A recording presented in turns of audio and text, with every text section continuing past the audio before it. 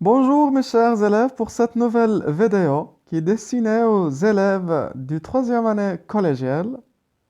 Immense plaisir de vous présenter cette leçon de la première partie de la matière physique-chimie au premier semestre qui porte sur quelques matériaux utilisés dans la vie quotidienne. Dans le cadre de l'enseignement à distance, vous allez écrire cette leçon sur votre cahier de cours. Si vous voyez bien sûr la petite image qui est en haut à droite, la main écrite, donc vous écrivez. Si vous ne le voyez pas, vous n'écrivez pas. D'accord? Donc, les objectifs, donc vous mettez la vidéo en pause et vous écrivez tout d'abord le titre en rouge, bien sûr, quelques matériaux utilisés dans la vie quotidienne. Donc, les objectifs à réaliser tout au long de cette leçon. Bien, après avoir fini la leçon, vous serez capable de distinguer entre objets et matériaux, connaître quelques familles de matériaux, connaître les propriétés de quelques matériaux, reconnaître l'importance du choix du matériau dans l'emballage, enfin, distinguer entre les matériaux de même famille. Avant d'entamer la leçon, je vous propose une situation problème qui sert à attirer votre attention pour que vous impliquiez dans la leçon d'une manière efficace et utile. Donc, vous devez la lire attentivement et vous répondez à la question. Donc, votre père travaille dans une usine de production alimentaire. Le directeur de l'usine lui a demandé d'établir un modèle de nouvel emballage correspond au produit alimentaire qui est jus d'orange. J'ai oublié la lettre O, jus d'orange, d'accord? Qui sera fabriqué prochainement de manière que l'emballage réponde aux conditions suivantes. Donc, vous allez aider, si vous voyez la question, vous allez aider votre père à établir un modèle d'un emballage convenable au nouveau produit. D'accord? Vous dessinez la forme géométrique de modèle d'emballage, d'accord? Et vous citez le matériau qu'on doit utiliser pour fabriquer cet emballage, de telle sorte que le matériau doit répondre aux conditions qu'il soit un peu léger, qu'il doit être bien sûr léger, opaque, d'un aspect esthétique, résistant à la chaleur, imperméable à l'air et résistant au choc.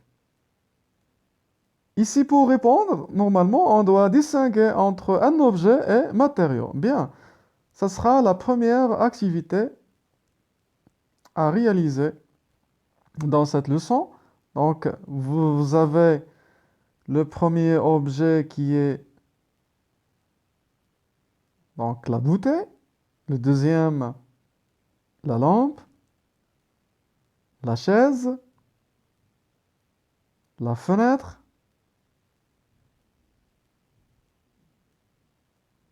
le verre à boire et le dernier, donc, c'est la deuxième bouteille. Non, donc nous avons six objets.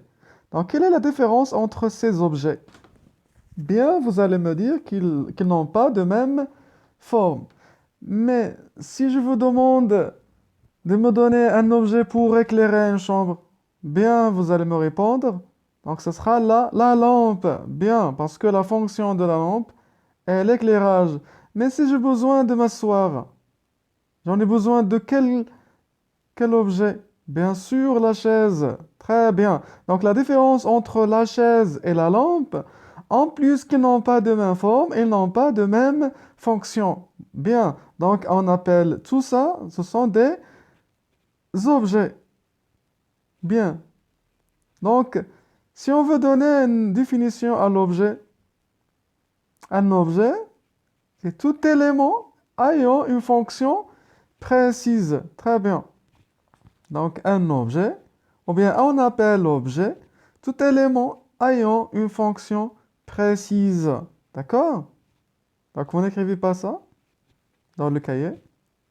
Donc maintenant, on passe à citer des matériaux qui constituent ces objets. On commence par la bouteille. Donc le matériau qui constitue la bouteille, c'est le plastique. Bravo. Donc cet objet se constitue d'un seul matériau qui est le plastique. Pour le deuxième, la lampe se constitue de trois matériaux qui sont le verre, le métal, un ciment. Donc vous voyez, un seul objet se constitue de plusieurs matériaux. Le même cas de la chaise, il se constitue ici de bois et de fer. Mais on peut trouver une chaise se constitue d'un seul matériau. Par exemple, une chaise en plastique, bravo. Donc, on a le même objet qui est la chaise, mais les matériaux sont différents. Bravo, bien. Pour la fenêtre aussi, se constitue de verre, d'aluminium et de plastique, de trois matériaux différents. Le verre à boire se constitue de verre. Donc, pour distinguer entre le verre matériau et le verre objet, on doit préciser la fonction de verre. On doit dire, si on parle de l'objet, on doit dire un verre à boire. Et si on parle d'un matériau, on dit seulement le verre. D'accord? Et le dernier objet, c'est la bouteille qui consiste d'un seul matériau qui est, bravo, c'est le verre. Donc, pour récapituler, on écrit tout ça. Donc, on donne une petite définition à un matériau. On appelle matériau, bien sûr, toute matière employée pour fabriquer des objets. Par exemple, le bois, c'est un matériau parce qu'on utilise le bois pour construire une chaise, une table, un bureau. Mais l'huile, ce n'est pas un matériau. C'est une matière, mais ce n'est pas un matériau parce qu'on ne l'utilise pas pour fabriquer des objets. Bien, pour récapituler, on écrit sur le cahier, grand 1, la distinction en rouge, la distinction entre objets et matériaux. Tracez le tableau et vous écrivez tout ça. Bon, quels sont les objets qui se constituent d'un seul matériau? Bien, on a trois. Bouteille 1, verre à boire et bouteille 2. Les objets qui constituent de plusieurs matériaux sont la lampe, la chaise et la fenêtre. Deux objets différents mais se constituent d'un seul matériau, ou bien de même matériau, sont le verre à boire et la bouteille de, pardon, se constituent d'un seul matériau qui est le verre. Bien, vous écrivez la phrase. Les objets utilisés au quotidien, à savoir fenêtre, tableau, vélo, bouteille, etc., sont fabriqués par le cas de verre et les bouteilles, ou plusieurs matériaux, le cas de la lampe, la chaise et fenêtre. Exemple, une fenêtre est fabriquée par une partie de fer, le bois et du plastique. Bien, vous écrivez ça dans le cahier de cours. Puis la conclusion en rouge et on écrit la définition de l'objet et la définition de matériau. Voilà. Un même objet peut être fabriqué par un ou plusieurs matériaux et un même matériau permet de fabriquer différents objets. Le mot objet est invisible. Vous écrivez différents objets. Bien.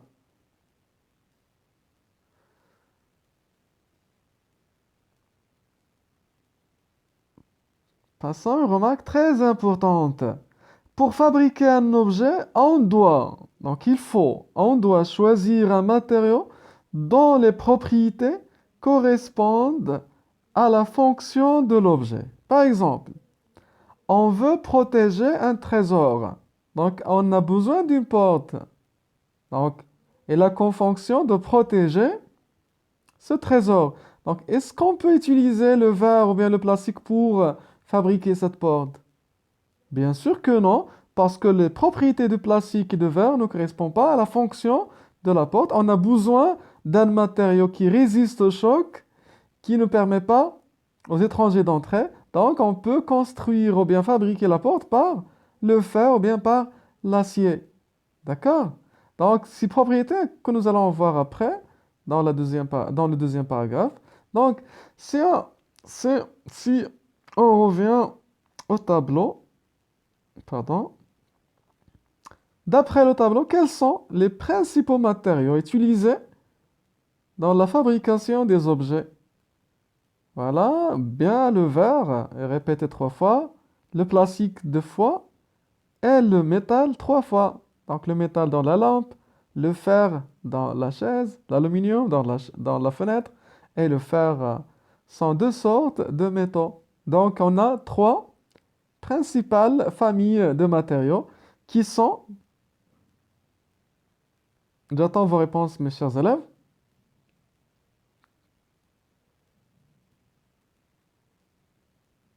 bravo, les métaux, les plastiques et les verres. 3 sortes de matériaux. Donc, comment distinguer entre ces matériaux en utilisant des caractéristiques, certaines caractéristiques citées dans ce tableau? Donc, vous répondez, vous remplissez le tableau suivant dans le cahier de recherche.